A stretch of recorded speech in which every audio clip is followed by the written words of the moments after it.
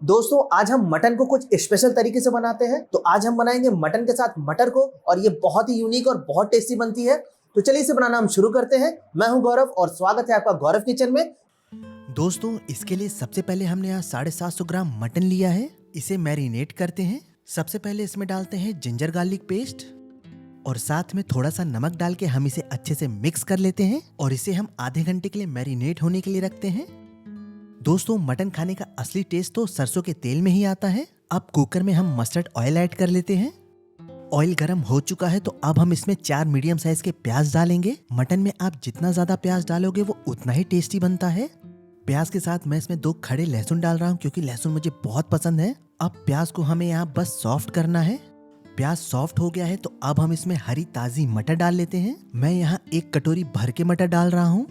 प्याज के साथ हम मटर को 2 से 3 मिनट तक फ्राई कर लेते हैं। दोस्तों अब हमने यहाँ कुछ खड़े मसालों को कूट लिया है। इसमें हमने 1 चम्मच जीरा, 1 प्याज, 1 लहसुन और थोड़ी सी अदरक डाली है। अब इसे हम 2 से 3 मिनट तक फ्राई कर लेंगे। अब इसमें हम तीखे के लिए लाल मिर्ची डाल लेते हैं।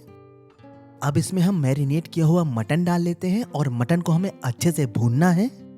शुरू में मटन को हमें 5 मिनट के लिए हाई फ्लेम पे भूनना है। दोस्तों ये देखो आप, मटन का कलर चेंज हो गया है। अब हम इसमें कुछ पाउडर मसाले डालेंगे। सबसे पहले धनिया पाउडर 1 टेबल स्पून, साथ में जीरा पाउडर।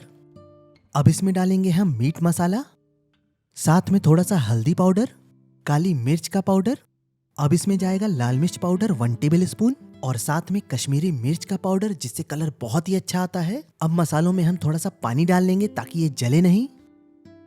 अब इसमें जाएगा 4 से 5 तेज पत्ता, साथ में थोड़ा सा नमक डाल के हम इसे अच्छे से मिक्स कर लेंगे।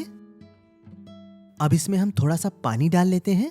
अब मिक्स करके हम कुकर बंद कर लेते हैं और इसमें 2 सीटी लगवा लेते हैं। अब प्रेशर कुकर का ढक्कन खोल के हमें इसे मीडियम आंच पर 8 से 10 मिनट तक अच्छे से भूनना है। दोस्तों यहाँ मटन को फ्राई करते हुए हमें 10 मिनट हो चुके हैं। मैं इसमें 2 कप के करीब वार्म वाटर ऐड कर रहा हूँ। आपको जितनी ग्रेवी चाहिए आप उस हिसाब से पानी ऐड कर लें। दोस्तों अब कुकर को बंद करके हम इसमें सीटी लगवा लेते हैं जब तक कि हमारा मटन पक न जाए।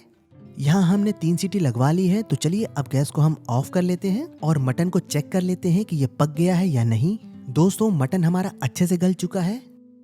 अब सबसे लास्ट में हम इसमें ऐड करेंगे गरम मसाला और इसे अच्छे से मिक्स कर लेते हैं और इसे ऐसे ही छोड़ देते हैं ढक्कन लगा के 10 मिनट के लिए।